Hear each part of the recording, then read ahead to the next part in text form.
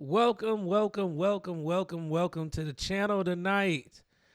So, Kamala Harris has released her plan for black men. And I thought tonight we'll take a look at it, give you my thoughts on it, see what we dive into, see what's there, see what the dare is. So, if you could do me a favor, hit that like button, hit that share button, hit the subscribe button, hit the notification bell so you can get the updates. And let's get started. So, as I was saying, Kamala Harris, she been on doing a Black Power blitz in the media. She's been going around talking to a lot of black media over the last couple of weeks. We've already talked about how the former president was on the campaign trail. He's out there. He's scolding black men, talking to black men like he's their fathers. Well, I ain't gonna say talking to them because I'm a black man as well. So I guess he's talking to all of us like he's our daddy. But in the same token, we also got Kamala Harris doing her little media blitz. She was just recently on the Shade Room as well as Roland Martin's show talking about her plan for black men. But I found it, and I heard her talk about it. Saw her releasing, blitzes on social media. So I have it, and we're going to talk about it. So let's take a look at what Kamala Harris is proposing to black men. Now, let's put this in perspective. And I'm going to give Kamala Harris a little grace here. She is only 70 days into this campaign, a little bit over 70 days, right? And I know the other night I was like, she's been in this and she known beforehand. I still believe in my heart of hearts that she knew that Joe Biden's health had declined, and this play to make her the presidential nominee was already in motion way before she said that she found out about it. I think they used the media to soften the blow to what they really wanted to do. And they started getting the Latilis and the pundits to start talking about it ahead of time. So when they came out with it, it wasn't gonna be no shock to us, right? That's what I fully believe. So, however, she is out there on the trail and she's trying to court the vote, and she said that she understands that she got to win the black male vote. She got to win the vote. And here it is, 3 weeks before the election. Here she is with her agenda for black men. Now here's my thing, right? Elections have already started. A lot of states, people are already early voting. This decline with black men and the Democrats is not something that is new. This has been happening since Obama in 2012. The steady decline of the support for black men in the Democratic Party. So Kamala Harris, for all intents and purposes, is she's just a casualty of war in something that is far bigger than just her and her presidency. This is a reshaping of a political party. This is a demographic that is shifting its thought process to something completely different, out of the norm, that hasn't been done in over 60 years. That's what this is. This is the end of a Southern strategy. All right? That's what this is. And so, because of that, Kamala Harris has came out with her talking points for black men. Now, we've seen this in the past. Stacey Abrams did this in the 13th hour of her candidacy when she ran for governor in 2022. We've seen this play before. So let's see what the Madam Vice President has come up with. Now, this is her plan. Says Kamala Harris will create an opportunity agenda for black men. Okay. Provide $1 million in loans that are fully forgivable up to the 20K for black entrepreneurs and others to start a business. Support education, training, and mentorship programs that lead to good paying jobs for black men, including pathways to become teachers. Protect cryptocurrency investments so black men who make them know their money is safe. Launch a national health initiative focused on the illnesses that disproportionately impact black men. And legalize recreational marijuana and create opportunities for black Americans to succeed in this new industry. Now, I'm going to say that this plan here would be good if, and here goes the if part right here. This would be good. All right, so you're going to provide $1 million in loans that are fully forgivable up to 20K for black entrepreneurs and others to start a business, right? Here's the problem with that. With the Supreme Court there, the way it is, they've been striking down student loan forgiveness. So do you really think that they're going to allow you to inflate the economy by $1 million to provide these loans? And then you're going to forgive almost $980,000 of it, and the black person is going to be on the hook for 20K, and the federal government is going to allow that to happen. Now, it's also for others, and we know that's a trick bad word, so that means that everybody can use the program because they can't come out specifically and target and say things.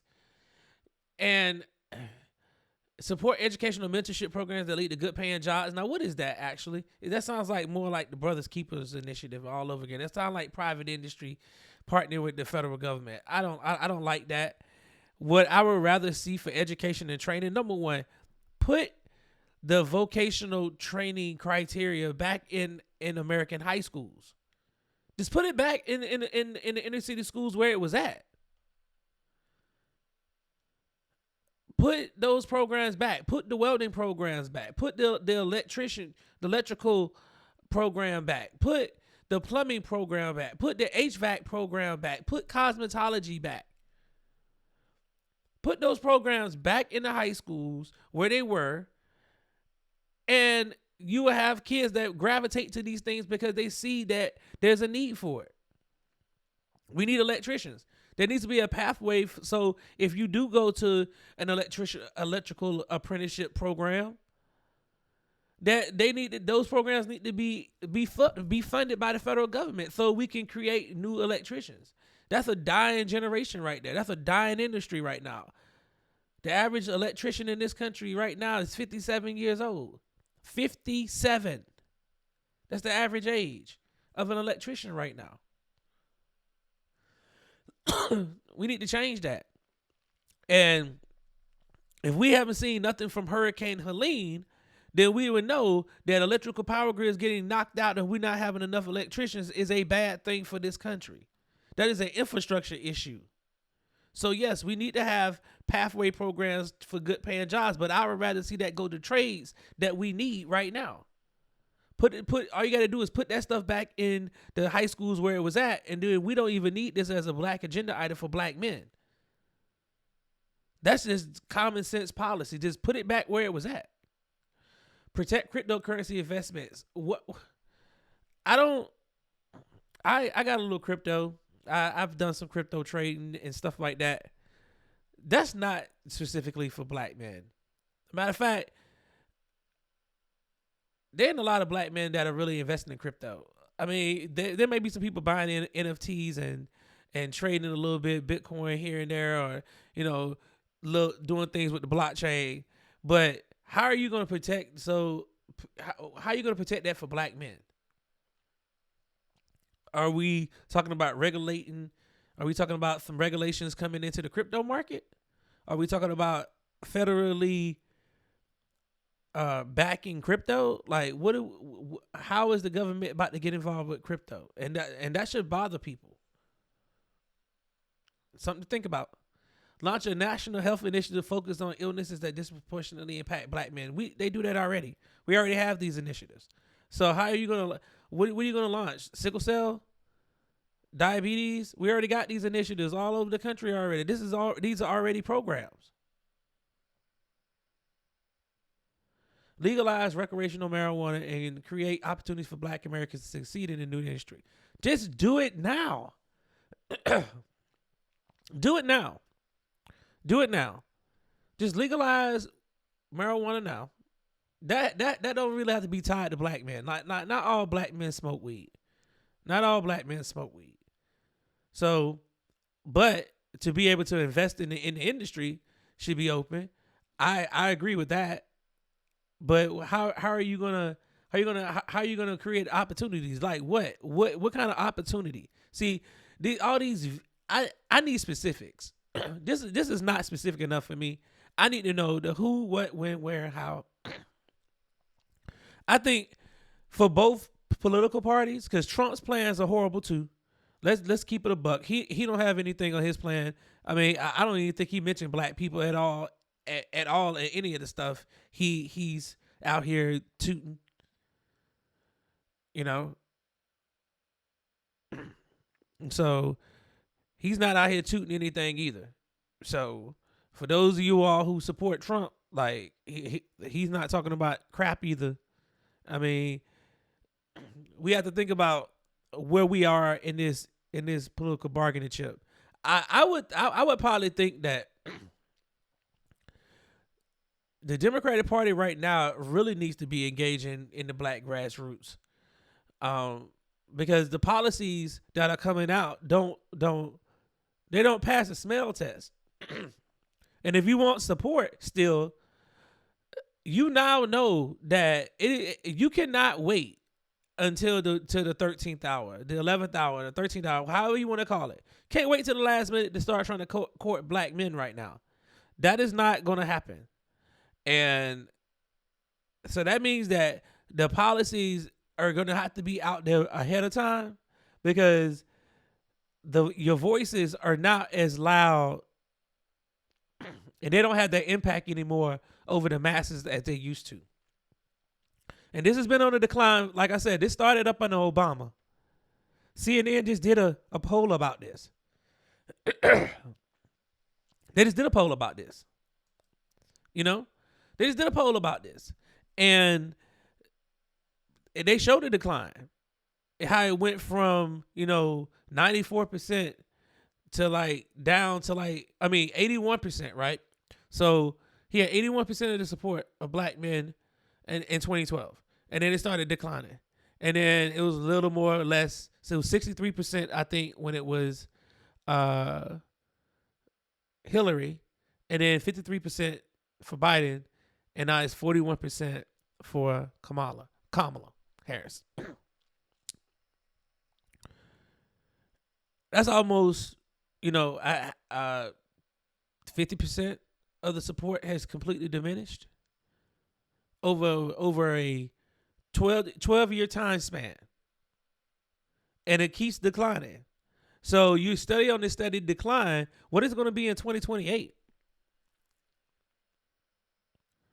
for the next candidate? It might be 30-something%.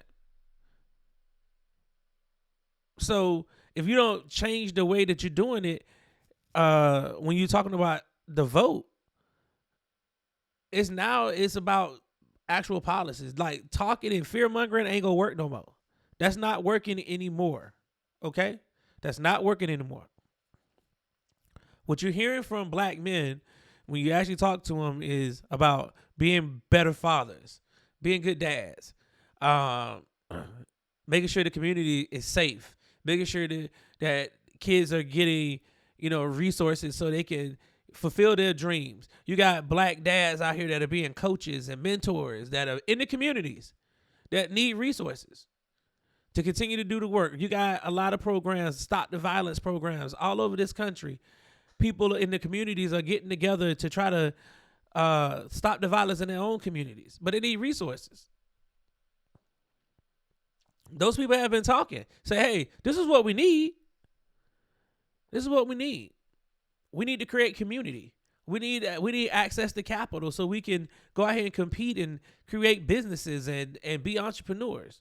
That's what for the most part, black men are on is about their bag right now. It's about getting to the money. Nothing else. So if you're going to talk about policy, it's going to have to do something that's going to help the economic stability of black men. Because if you do that, it's going to help the black community. And this is the problem. Black men don't look at the community as just us. We look at it as a whole, black women included. See what I'm saying? But everything up to this point has always been about denigration. So you wait till the last minute, and now you want to come in and throw something against the wall and say, this is what I want to do for black men. Well, like I showed y'all, these policies, look at them again. Please tell me if you see anything on there that is specific to black people. And I was told, I don't know how true this is, so don't quote me, but the 100 black men of America had something to do with this plan. And it's like, well, who are the 100 black men talking to? Why is it so hard to talk to grassroots people? Why is it so hard to talk to other people outside of what you would normally see in the political atmosphere? You never know who has the impact and has an audience that could relay a message to another group of people who have been completely turned off because clearly something is happening. The Democratic Party is suffering right now. I haven't seen the polls from like the Senate races and the House of Representative races and all those things, all the down ballot stuff. We haven't seen those ballots. How are they doing it in comparison to their Republican counterparts? We don't know. Are people splitting tickets? We don't know.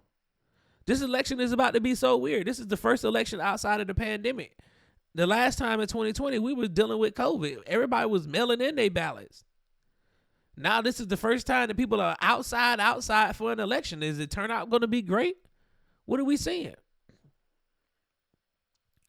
Because social media over the last 4 years has shifted the narrative around politics to a point because people had nothing else better to do. They couldn't go nowhere. So all they could do is to sit around and listen to people online and watch videos and read stuff.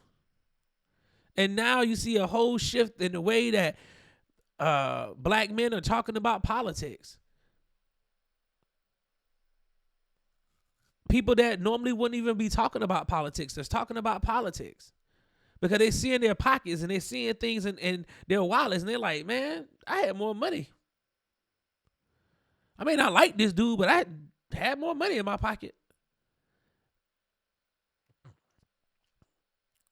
And talking to us about criminal justice reform, it's good, but not every black man is a criminal. Just like every black man don't smoke weed. Just like every black man is not a Democrat.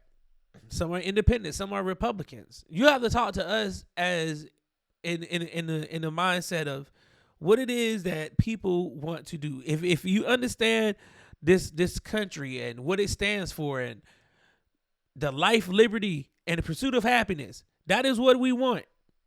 We want it to be fair and equitable and equal across the board so we can all compete together. We want access to the same access to everybody else. And we don't want people, we're seeing resources that we have to go through loopholes to get, just be given away for scotch-free. And you're looking at it like, do these people want open borders? Is that what it is? Just flood the country? I don't want that.